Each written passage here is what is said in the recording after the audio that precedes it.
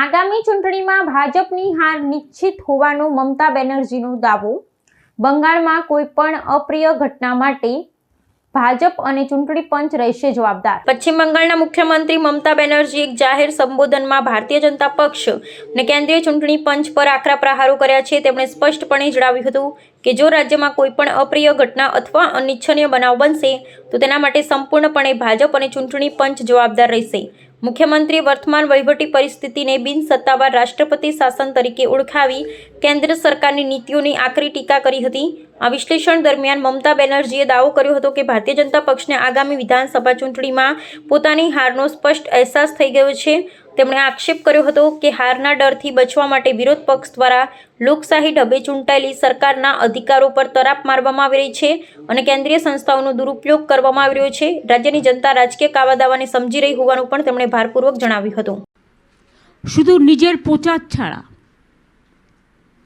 এবং এই মোদি সরকারের মাত্র দুজন কাজ করেন, একটা মোদিজি আর একটা ওনার হোম মিনিস্টার।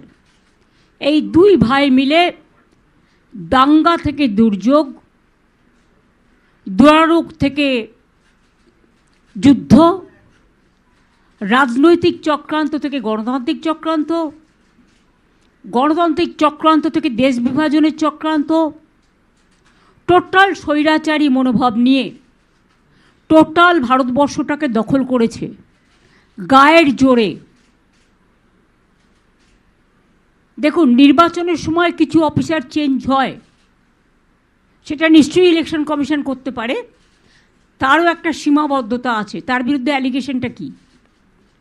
দুই হচ্ছে যারা ইলেকশন রিলেটেড কাজের সাথে যুক্ত আছে তাদের কিছু কিছু ট্রান্সফার করা হয়, কিন্তু এবারে দেখছি মানুষ খাদ্য পাবে কোথার থেকে? রেশন বন্ধ হয়ে গেলে মানুষ যেন আমাকে দোষ না দেয়, কারণ আমি তো রেশনটা দিতে চাই। ফুড ডিপার্টমেন্টের প্রিন্সিপাল সেক্রেটারিকে নিয়ে গেছে অবজারভার করে, কখনো দেখেছেন? ডেভেলপমেন্ট ওয়ার্ক চালায়, এরা কিন্তু ইলেকশন করে না, এরা গভর্নমেন্টের এক একটা কি অফিসার। পঞ্চায়েত ডিপার্টমেন্টের অফিসারকে বলছে অবজারভার হয়ে যেতে।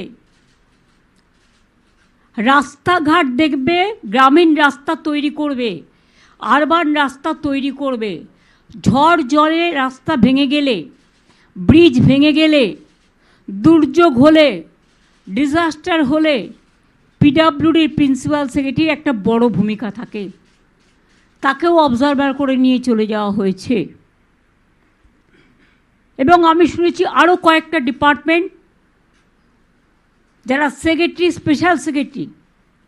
দেখুন, প্রতিবার যখন ইলেকশন হয় আমাদের রাজ্য থেকে অনেক অবজারভার চায়, আমরা দিই যতটা পারি, কিন্তু যখন এই রাজ্যেই ইলেকশন, তখন এই রাজ্যের যদি সবাইকে নিয়ে চলে যাওয়া হয় তাহলে ভিন রাজ্যের লোক কি বাংলাকে চেনে?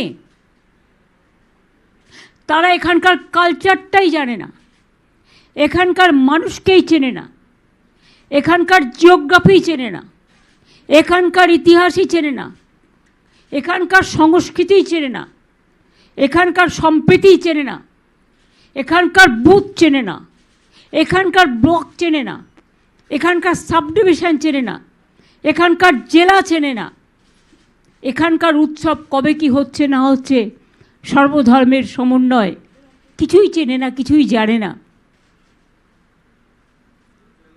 তাহলে কে দেখবে এসব? এরপরে যদি কোনো ঘটনা ঘটে এর জন্য দায়ী থাকবে বিজেপি সরকার, কারণ নির্বাচন কমিশন বিজেপি সরকারের বাইরে নয়, তাদের তোতা পাখি। আমাদের বাংলার সব অফিসার যারা বেঙ্গল ক্যাডারের, আইপিএস হোক আইএস হোক, মনে রাখবেন যখন তারা দায়িত্ব নেয় তখন তাদের দায়বদ্ধতা থাকে, তারা এক একটা রাজ্যের ক্যাডার হয়। যেমন ইউপি দেখার জন্য ইউপি ক্যাডার আছে, ডাব্লিউবিসিএস ছাড়াও, রাজ্যের ক্যাডার ছাড়াও যারা সর্বভারতীয় ক্যাডারও হয়, সরকারিয়া কমিশনের রেকমেন্ডেশন অনুযায়ী এরা রাজ্যের আন্ডারে থাকে, তারা রাজ্যের কাজ করে। কিন্তু আজকে আপনারা বলুন তো, সব বাংলার অফিসারদের যদি তুলে নিয়ে যাওয়া হয়, বাংলার মানুষকে দেখবে কে? আমাদের তো যেহেতু ইলেকশন, এখানে তো অঘোষিত না, ঘোষিত প্রেসিডেন্ট রুল করে দিয়েছে। লজ্জা লজ্জা লজ্জা। প্রেসিডেন্ট রুল করে মোদিজিকে ইলেকশন করতে হচ্ছে। বাংলার মানুষকে এত ভয়। আমরা বলি না ইতিহাসের পুনরাবৃত্তি হয়। ইংরেজরা কলকাতা ক্যাপিটাল ছিল, বাংলার মানুষের ভয় তুলে নিয়ে গেছিল দিল্লিতে রাতারাতি, যে বাংলার মানুষকে দমানো যাবে না, সামলানো যাবে না। তারা মাথা নত করে না। এবং একই কারণে বাংলা ওদের অনেক দিনের টার্গেট, কারণ ওরা চায় না বাংলার রাজ্যটা থাক, বাংলার অস্মিতা থাক, বাংলার ইতিহাস থাক, বাংলার ভাষা থাক, বাংলার মেধা থাক। আমাদের ছাত্র যুবরা হচ্ছে সবচেয়ে বেশি ট্যালেন্টেড। আমি বারবার বলি, ভাষা থেকে নাসা যদি লক্ষ্য রাখেন, আইটি থেকে শুরু করে আইআইএম যদি লক্ষ্য রাখেন, ইভেন সারা পৃথিবীতে ছড়িয়ে আছে বেঙ্গলের ছেলে মেয়েরা। They are very talented. Their skill is just like sky high. That's why this government of India targeted Bengal, because they are very jealous.